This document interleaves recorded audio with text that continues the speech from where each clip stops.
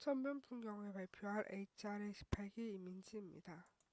목차는 책 소개, 저자 소개, 청계천, 줄거리, 모더니즘, 견해 순으로 발표하겠습니다. 박태원의 장편소설 천변풍경은 1936년과 1937년에 조광에서 연재된 중편을 개작하여 단행본으로 엮은 작품입니다. 서울 청계천변의 약 1년간 서민들의 생활을 묘사하여 약 70여 명의 인물과 다양한 계층의 삶을 파노라마식으로 그려낸 것이 특징입니다.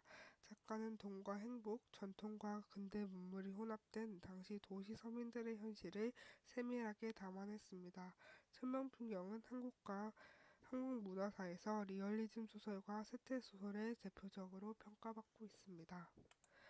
박태원은 1910년 서울에서 태어나 일본 호세이 대학 예과를 중퇴한 뒤 문단을 데뷔했습니다. 이상, 이태준 등과 함께 구인의 활동으로 예술가 작가로 자리 잡았습니다. 소설가 구보시의 일일로 독창적인 서술 기법과 도시인의 심리 탐구를 선보였으며 천변풍경은 성계천 서민들의 삶을 그린 리얼리즘 소설로 평가받았습니다. 광복 후에는 역사소설과 신문소설을 집필했으며 월북 후에는 계명선천은 밝아오는가, 갑오농민전쟁 등으로 역사소설의 대가로 자리매김했습니다. 1986년 평양에서 생을 마감하여 20세기 한국 문학사에 큰 족적을 남겼습니다. 청문풍경은 1930년대 서울의 청계천 천변에서 살던 서민들의 생활을 사실감 있게 보여주었습니다. 청계천은 시대별로 그 의미와 모습이 크게 달랐었습니다. 각 시기별 청계천의 변화를 알아보겠습니다. 일제강점기 청계천은 조선인과 일본인을 구분하는 경계선이자 차별의 상징이었습니다. 북쪽은 곧 조선인들이 거주하여 전래의 마을 이름을 사용했고 남쪽은 일본인들이 거주하여 일본식 지명을 사용했습니다. 도시 개발 역시 일본인 거주지인 청계천 남쪽에서만 이루어졌습니다. 일제는 청계천을 타케천이라고 부르며 방치했고 1918년부터 정비 작업을 시작했으나 이는 식민 통치와 병참기지 조성이 목적이었습니다. 한국전쟁 이후 청계천은 난민촌과 판잣집 밀집 지역으로 변하며 오염과 악취가 심화되었습니다. 슬럼화 문제를 해결하고자 목회 공사가 본격적으로 추진되었습니다.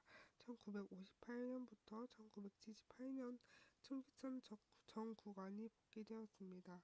복귀된 청계천 위는 도로와 시장으로 변해 경제적 발전을 도모했지만 하천은 악취와 오염이 심한 하수도로 전락하며 주변 지역은 산란화되고 문화재와 생태계도 훼손되었습니다. 2003년부터 청계천 복원사업이 시작되며 청계천은 새로운 변화를 맞이했습니다. 복원된 청계천은 도심의 자연환경과 문화적 랜드마크로 재조명되었습니다. 한강과 지하수를 끌어와 평균 수심 30에서 40cm를 유지하며 수변 공원과 문화공간을 이통해 수인들의 휴식처로 기능하고 있습니다.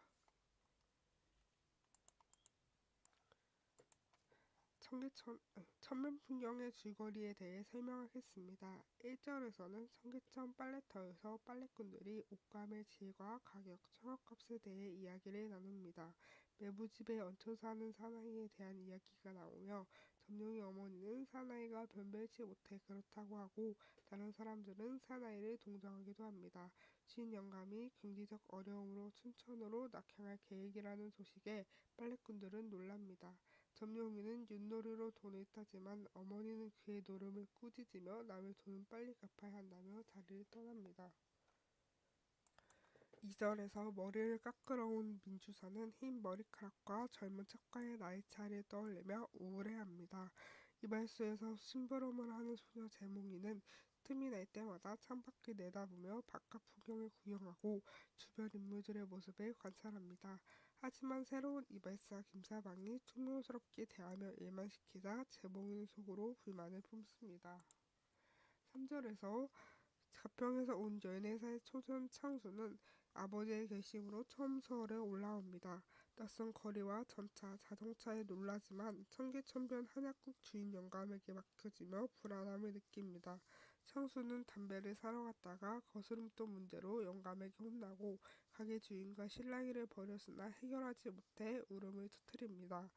4절에서 시골에서 학대와 가난에 시달리던 맘도로멈은 두 자식이 데리고 서울로 올라오지만 뒤따라 나온 남편과 다시 함께 지내게 됩니다. 한약국 집에서 고용살이를 시작했지만 집안일마다 실수를 해 기도로멈에게 꾸지람이 됐습니다. 남편은 처음에 얌전해 보였으나 결국 술에 취해 폭력을 휘두릅니다. 5절에서 음력 3월 중순 이쁜이의 혼례가 배다리 골목의 좁은 집에서 치러집니다. 이쁜이는 아버지 없는 집에서 어머니의 손에 자란 인물입니다. 이쁜이는 젊은 직공인 신랑과 혼례를 올리고 어머니는 딸의 고된 세상에서 잘 살아가길 바라며 복잡한 감정을 안고 딸을 떠나보냅니다. 6절에서 이쁜이의 혼례가 있던 같은 날 신선집은 가세가 기울어 고향 강화로 낙향하며 세일 생활을 정리합니다. 수일 동안 살아온 동네를 떠난 이들의 모습은 이발소 소년만이 목격해 전했을 뿐 주변 사람들은 크게 의식하지 않습니다. 7절에서 민주사는 도박에서 짧은 기간 집중적으로 돈을 따지만 부에 이은 선거 출마를 위해 도박 사실을 발각될까 우려하며 노름을 중단해야 할 상황에 놓입니다. 더 큰 고민은 젊은 첩의 부정입니다. 그는 관철동 첩 집을 불시에 방문했다가 첩이 젊은 학생과 다정히 지내는 모습을 목격하고 분노와 배신감을 느낍니다. 그러나 나이와 체면 탓에 이를 묵인합니다. 8절에서 이발소 소년 재봉이는 고목전 주인이 최근 남쪽 천변에 따라 한약국 앞을 지낼 때마다 모자를 들어 인사하는 이유를 궁금해합니다. 이발소 주인에게 매부의 부의원 선거 출마로 한약국 영감의 지지를 얻으려는 행동임을 알게 됩니다. 한약국 영감은 여러 후보 측에서 구애를 받고 있지만 이미 민주사에게 마음이 기울어져 있습니다. 9절에서 민주사는 낮에는 선거활동에 몰두하며 사람들을 접대하고 밤에는 첩과 학생의 관계를 상상하며 불만과 분노에 사로잡힙니다. 선거 후 첩과의 관계를 정리하려 하지만 법적으로 관통죄를 적용할 수도 없어 구체적인 해결책을 찾지 못합니다. 10절에서 4월 8일 무렵 어린 만돌이는 등 장수를 따라다니다가 카페 역읍 하나코가 아버지의 교통사고 소식을 듣고 병원으로 달려가는 모습을 보고 놀라 어머니에게 아버지가 처해 치였다며 잘못 전해 모두를 놀라게 합니다. 아버지를 찾아 술집에 가려던 만돌이는 골목에서 맞고 울고 있는 동생 수돌이를 발견하고 달래며 오늘 왜 이렇게 나쁜 일만 생기는 날인가 생각합니다. 11절에서 청계천 빨래터에서 아낙네들은 만두러먼과 이쁜이의 불행한 처지를 이야기합니다. 만두러먼은 남편의 폭력과 첩소문에 시달리고 행랑살이를 하며 위태로운 삶을 이어가고 있습니다. 이쁜이는 결혼 후 시집에서 감금당한 듯 고는 생활을 하며 신랑은 기생행에 빠졌다는 소문이 돕니다. 친정을 가려 해도 시아버지의 거짓말로 막히고 고생 끝에 살이 빠진 모습이 주변을 안타깝게 합니다. 12절에서 자정 무렵 청계천 천변은 점막에 휩싸여 있지만 동학구락부 술집, 이발소, 평화카페만 불을 밝히고 있습니다. 이발소 소년 재봉이는 쓰레기를 버리러 나갔다가 한약국 빈지에 숨어 문을 열어달라고 애원하는 창수를 발견합니다. 13절에서 평화카페에서는 다마측 주인이 손금을 봐주겠다며 여자들을 추근대고 그의 친구는 술에 취해 여흥을 즐깁니다. 6호 테이블에서는 이쁜이의 남편 강서방이 친구들과 술을 마시며 노래를 부르고 사무박스에서는 아내를 잃은 대머리 사내가 후회 속에서 울음을 터뜨립니다. 사내가 떠난 뒤 잠시 숙연했던 분위기는 곧 다시 떠들썩해지고 강서방 일행은 술을 마시고 술자리를 마치고 거리를 나섭니다. 14절에서 민주사는 부회의원 선거에서 낙선하고 경제적 부담과 젊은 첩 안성집 문제로 병을 얻어 자리에 눕습니다. 병에서 회복된 후 다시 안성집 집을 예고 없이 찾아가 학생과의 관계를 확인하고 정리하려 합니다. 하지만 안성집은 태연히 그를 맞이하며 민주사는 오히려 자신이 본 장면이 오해였을지 의심합니다. 결국 첩을 내쫓으려던 결심은 무산되고 그는 안성집과 함께 요릿집으로 향해 화해하는 모습을 보입니다. 15절에서 창수는 매일 아침 한약국 앞을 청소하며 주인 영감의 잔소리를 듣고 한 달 4원의 임금을 받으며 일하는 자신에게 비참함을 느낍니다. 한편 민주사는 운동복 차림으로 운동 중 한약국 영감에게 강장제를 부탁하며 건강 회복을 위해 애씁니다. 이 말씀에서는 김서방의 재봉이를 꾸짖고 재봉이는 새로 등장한 시골 여자와 금천군을 보며 호기심을 느낍니다.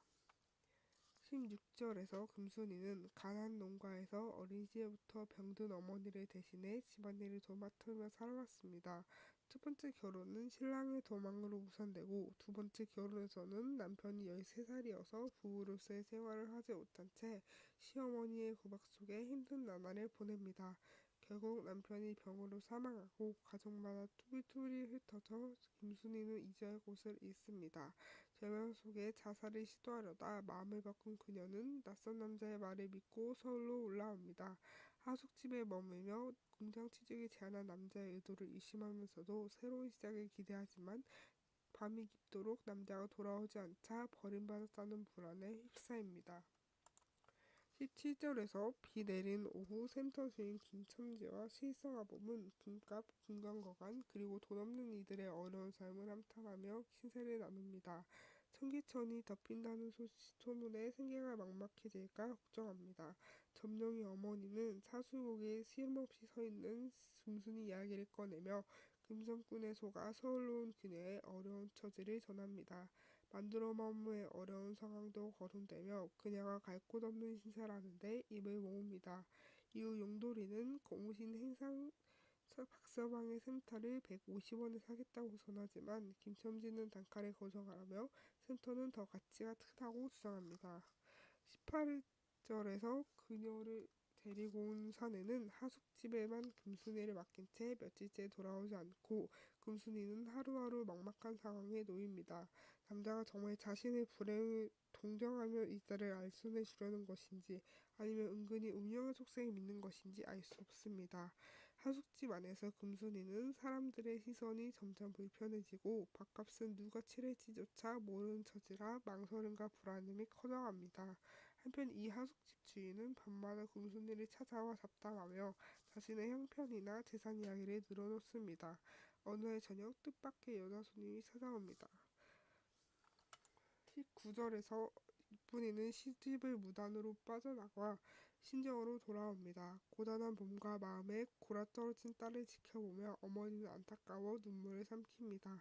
하지만 딸이 이미 다른 집 며느리인 이상 붙잡아둘 수 없어 고민하던 어머니는 결국 다시 시집으로 돌아가야 한다고 말합니다. 이쁜이는 체념한 듯 고개를 숙이지만 집을 떠나기 전 울컥합니다. 20절에서 여름날 강원을 내려갔던 옛 신전집 주인 만화님이 오랜만에 서울에 올라와 팔려버린 옛집을 돌아보며 회한을 느낍니다. 이 발소에서는 포묵전 주인이 머리를 깎으며 거울로 소복 차림의 금순이를 발견합니다. 이발사 김서방과 재봉이는 금순이의 사연을 두고 소문이 나누는데 금순이를 서울로 데려온 남자가 경찰에 체포되며 그녀가 혼자 남게 되었으며 현재 금순이는 카페 여금 김익구의 도움으로 하숙집에 머물고 있다는 이야기가 전해집니다. 21절에서 하숙국 도의로부터 금순이의 상황을 전해들은 김익구는 그녀를 직접 찾아가 돕기로 결심합니다. 김익구는 한학구와 함께 방을 구해 금순이를 받아들이자는 아이디어를 냅니다. 김익구와 한학구는 생활비를 책임지고 금순이는 살림을 도우며 두 여급과 함께 생활하기로 합니다. 22절에서 만두린의 가족은 한약국집 행랑방에서 이삿짐을 구루마에 싣고 떠날 준비를 합니다. 가난한 살림살이로 짐은 금세 실리지만 만두로멈은 그동안의 정과 앞으로의 미래에 절망하며 눈물을 멈추지 못합니다. 짐을 모두 실은 후 만두로멈은 몰래 떠나려 하지만 만두리가 붙잡고 울부짖자 결국 두 아이를 데리고 도로 밖으로 나옵니다. 다음은 모더니즘에 대해 설명하겠습니다. 모더니즘은 자본주의 사회에서 근대적 경험과 인공주의 미학적 감각을 강조하는 전위적인 예술 사조로 익숙한 경험과 자연 모방 중심의 미학에서 벗어나 단술적이고 인공적인 미를 탐구합니다. 모더니즘의 특징은 세 가지로 요약할 수 있습니다. 첫째, 근대적 경험과 감각의 객단화를 통해 일상성과 기존 질서에 반발합니다. 둘째, 자동기술, 몽타주, 파노라마 구성 같은 실험적 기법을 통해 평범한 경험을 낯설게 만듭니다. 셋째, 일상적 질서와 집단적 가치를 거부하며 인간 경험의 본질을 탐구합니다. 하지만 모더니즘에는 한계도 있습니다. 자본주의 비판이 대안을 제시하지 못하고 개인적 저항에 그치며 난해한 표현으로 대중과 단절되는 문제가 있습니다. 또한 기법이 현실과 분리되면서 비판적 의미를 상실하고 사회적 영향력이 부족한 점도 한계로 지적됩니다. 박태원은 이러한 모더니즘의 한계를 자각하며 리얼리즘으로 전환하려 했습니다. 그의 작품 천면풍경은 모더니즘 기법을 변형하여 민주적 삶을 묘사한 결과물입니다. 예를 들어 천면 공간은 빨래터, 이발소, 카페 등으로 나뉘며 단절된 공간의 모습을 보이며 이는 도시 공간의 단절성을 드러냅니다. 또한 관찰자 역할을 하는 재봉이와 점룡이 어머니는 일상을 기록하지만 비판은 피상적이고 상식적 수준에 머뭅니다. 천문 풍경은 윤중적 삶을 생생히 포착하고 몽타주 구성과 공간 분할로 도시의 단절성을 형성한 점에서 이의가 큽니다. 하지만 우연과 협기에 의존한 사건 전제, 근대적 일상적 비판의 한계, 공간의 허구성 등 아쉬움도 남아있습니다. 이를 통해 모더니즘에서 리얼리즘으로 전환하려는 박태원의 고민을 엿볼 수 있습니다. 마지막으로 저의 견해를 설명하며 발표를 마치겠습니다. 천면풍경은 1930년대를 배경으로 하고 있어 현대와 다른 생활 풍경도 많지만 돈, 행복에 대한 고민을 하고 있다는 점은 현대와 크게 다르지 않다는 것을 느낄 수 있었습니다. 민주사는 돈과 욕망에 매몰되어 부해연 선거와 마적, 첩살림 등에 탐닉하여 가산을 탕진하고 몰래카가는 반면 기미코처럼 물질적으로 부족해도 따뜻한 마음과 혈기를 지닌 모습은 인간다움에 대해 생각하게 했습니다. 현대사회에서도 돈이 중요한 역할을 하지만 그 속에서도 인간다움을 잃지 않아야 한다는 생각이 들었습니다. 이 작품을 통해 가장 크게 느낀 것은 인간다움과 연대의 중요성이었습니다. 기미코의 따뜻한 행동이나 어려운 현실 속에서도 서로를 돕고 지탱하려는 인물들의 모습은 인상 깊었습니다. 이상으로 발표를 마치겠습니다.